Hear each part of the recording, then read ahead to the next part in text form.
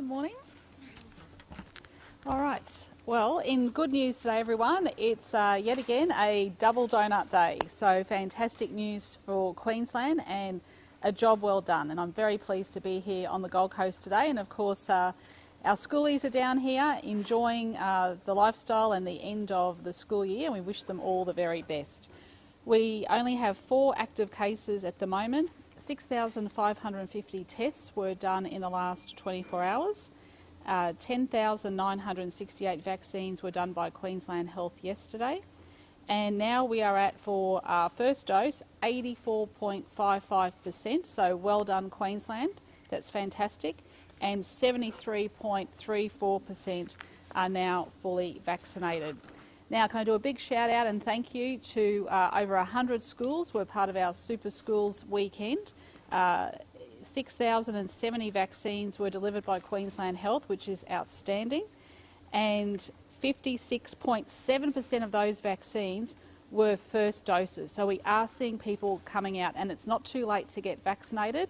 Come on, Queensland, I know we can get to over 90%, and we're almost there, which is very, very encouraging. And a big thank you to the Gold Coast Suns, the Brisbane Broncos, the Firebirds, Queensland Swimming, the Brisbane Roar A-League Women, the Queensland Reds, JCU Townsville Fire and the Gold Coast Titans, who were the extra added attractions over the weekend. Now here on the Gold Coast, we have 81.3% first dose and 69.8% second dose. We should be getting some updated figures later on this afternoon, so I am expecting to see an increase there, which is excellent. And here at Broadbeach, over 690 vaccinations are being administered roughly per day. Coomera around 366, and John Flynn Hospital at Tugun about 113 vaccines. But of course, we still want to drive those vaccination rates up. The Gold Coast is a tourism destination for many people, and we want to see those rates increase, more so on the Gold Coast and Cairns, which are still a bit behind Brisbane at the moment. So that's excellent news. So I'll hand over to Dr. Aiken first, and then I'll have another announcement. Thanks. Thank you, Premier. And as you've heard, amazing news, no new cases in Queensland, which is just wonderful. And that's particularly important, as we've said, for the Gold Coast, Gundawindi and the Dormagee communities. More importantly, the vaccination rate continues to rise, and a really good turnout over the weekend. And the most impressive part was those first dose arrivals as well. So over half of the people presenting at the schools were coming for their first dose.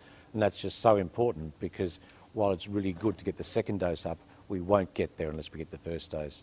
84.55, getting closer and closer to 90%. And if we get to 90% first dose, we know we can get to 90% second dose.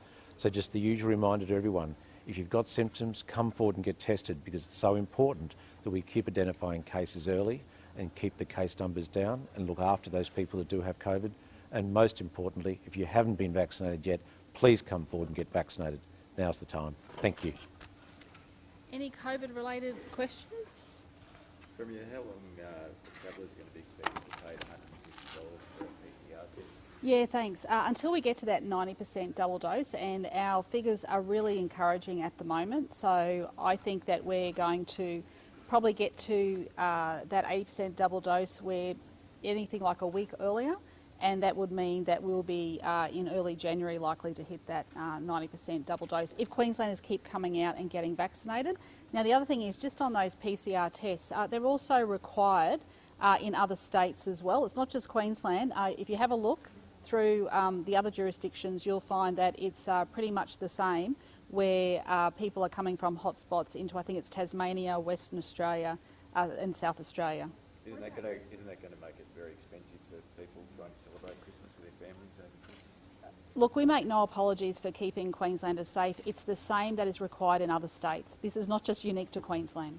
But police say they're not going to check where you've done your tests, so you can get a test done in Queensland, travel over the border for 72 hours, fly to Sydney, fly back, and you still use. There will be random checks. There will be random checks. Yeah, but they've done Yeah, testing. we're hoping people that can do the right thing, and I'm urging Queenslanders. I mean, look, honestly, we are in a unique situation here. We have had 0 cases for many, many days now. We are getting our vaccination rates up. This is one of the first times that we've done this anywhere in the world. And Queenslanders want to be kept safe, and this is a measure that is put in place. It's part of our plan, and the plan is there for everyone to see. It is the same that is required in other states. No, I've answered that question. No, it's not right. I've answered that. It is expensive though for families, Premier, who simply can't afford it. This is a measure that has been put in place and will remain in place on the advice of our Chief Health Officer. Your plan says a TGA approved test, so this already goes by requiring the PCR. The PCR, you heard yesterday from the Acting Chief Health Officer that the PCR test is the most accurate. Making the point that it's moved away from the plan that was announced before. But being able to have, there's so many holes in this policy. I mean, people can go down to Sydney, get a test on day 4, become infectious on day 5, fly back on day 6.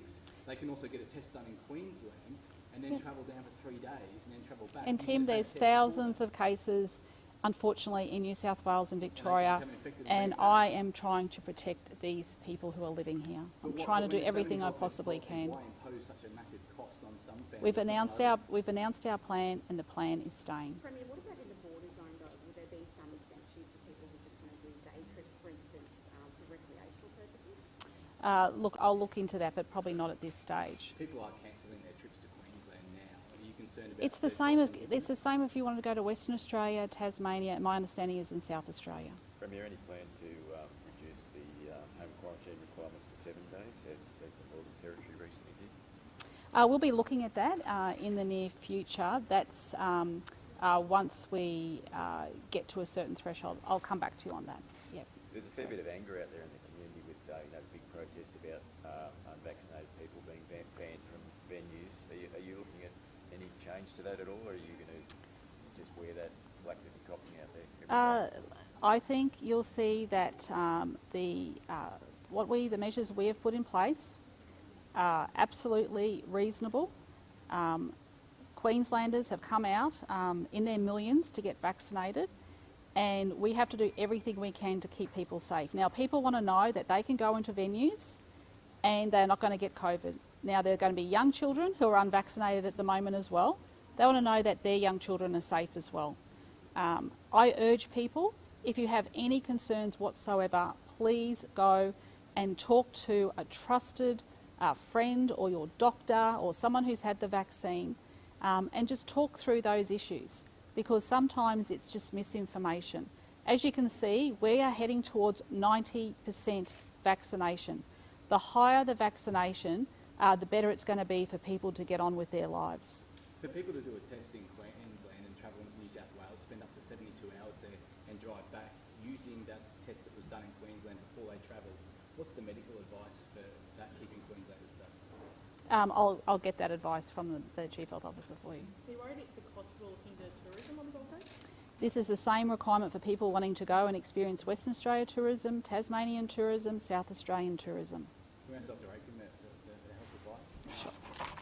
If someone can get a test in Queensland, drive or travel into Sydney, New South Wales, a COVID hotspot for up to 72 hours, presumably could be infected by COVID, then drive back again, using that same test that was done in Queensland. What's the medical advice for that, keeping Queensland? Look, I think that's a loophole that we will look at. It's certainly not the intent. The intent is certainly for people to have a test in the area that they've been exposed to, and that's what we want Queenslanders to do, and I think that's what Queenslanders will do. That's a sensible thing, is to have a test after they've been exposed. But people will take advantage of that loophole. There are people out there who will do that. Oh, look, there's people out there that will speed on our roads as well, but this is there to protect Queensland, and we trust Queenslanders to do the right thing. Doctor, just on unvaccinated people being banned from venues, can't people that are vaccinated just as easily pass on the virus?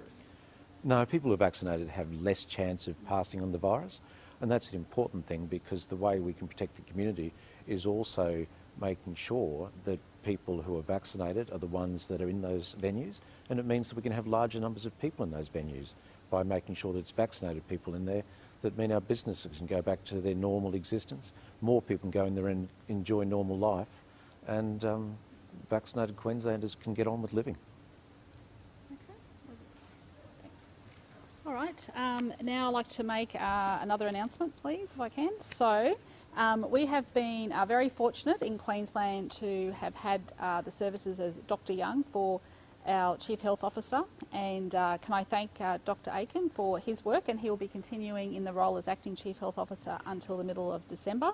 And being on the Gold Coast today, I'm very proud to announce that Dr. John Gerard will become our new Chief Health Officer commencing in mid-December. And of course, I think many people will know how much of a crucial role he has played, especially with the Gold Coast University Hospital Infectious Unit, where he has seen firsthand and treated some of the very first patients that caught COVID in Queensland.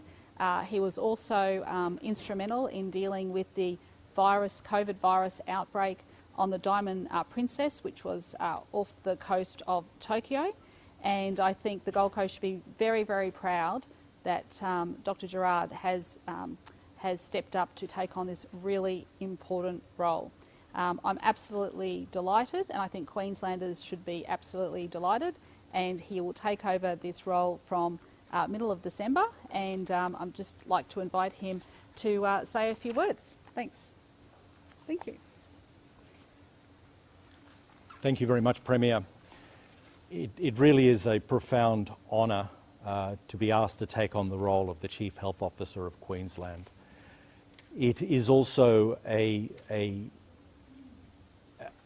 deep and concerning responsibility to take on this role at this time, but I am heartened, and the responsibility is made lighter because of the actions of Queenslanders over the last 24 months. What we have seen in Queensland has been quite extraordinary. We have been able to to keep the virus out of Queensland for the last 2 years, and to allow Queenslanders to be vaccinated against COVID-19, to receive the vaccine against COVID-19. Now, this is something that has not been achieved in anywhere else in the world that I can think of. So Queenslanders have been exposed very little to the virus, but they've had the opportunity to get vaccinated. Much of this has been due to the work of the former Chief Health Officer, the guidance of the former Chief Health Officer, Dr. Jeanette Young, and followed by Dr. Peter Aitken. The time is now changing. Now, Queenslanders now have had their opportunity to get vaccinated, and now as we move forward, things will change, and during the course of the next 12 months, it is likely that the virus will be introduced into Queensland. But this needs to be done in a controlled and a systematic way. So the main thing as we move forward is to ensure that all Queenslanders are vaccinated against COVID-19 as the virus is introduced. We don't know when it will arrive, we don't know how many cases we'll see to begin with, and we don't know when it will start, but we know it will be coming here sometime in the next 12 months. So it's vital that Queenslanders get vaccinated. Those few Queenslanders who have not yet had their first vaccine, get vaccinated for the sake of themselves, for their family and friends, for the sake of the healthcare workers and health services and hospitals, and also so that our lives can get back to normal. I look forward to working with you in the coming months. Thank you very much. Dr. Gerard, how do you think hospitals will cope once COVID cases increase? Okay, so we now are heading towards very high vaccination rates in Queensland. We're going to reach at least 90%, and every percent that we give above 90% will make it just a little bit easier for the health services to cope. Now, we've been planning for COVID outbreaks since the beginning of last year. No hospital in the world functions with empty beds and doctors and nurses doing nothing. So large numbers of cases will always put a strain on any health service in the world. But what the secret is to get high vaccination rates before the virus is introduced into Queensland. And that is what we're achieving. The plans are well advanced, and we are well prepared to deal with the pandemic when it arrives. Doctor, congratulations on the appointment. Just wanted to ask you, you've spoken before about the possibility on the Gold Coast of having as many as 16,000 COVID cases having to be dealt with at the Gold Coast Hospital. Is that still a So the figure of 16,000 was 16,000 total cases, not in the hospital, and that was when we were planning for a rate of 80% vaccination.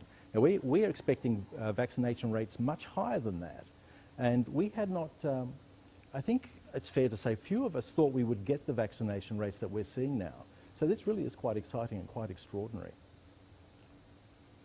Is Queensland the only state, maybe a question for the Premier, where you have to actually print out the result of your PCR test? Because in South Australia you can just...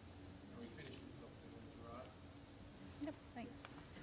Let me double check, but I thought you could actually show the text message, so I'll double check that. You don't have to have a printout of it. That's my understanding, but I'll double check that for you. Okay. All right. Well done. Thank you very Thanks, everyone. Thanks for coming to the Gold Coast. Actually, just a few on the back of the federal government's announcement this morning on skilled workers and students. I think the announcement's only just been made, and I think a letter has just arrived in my office, so I'd like to read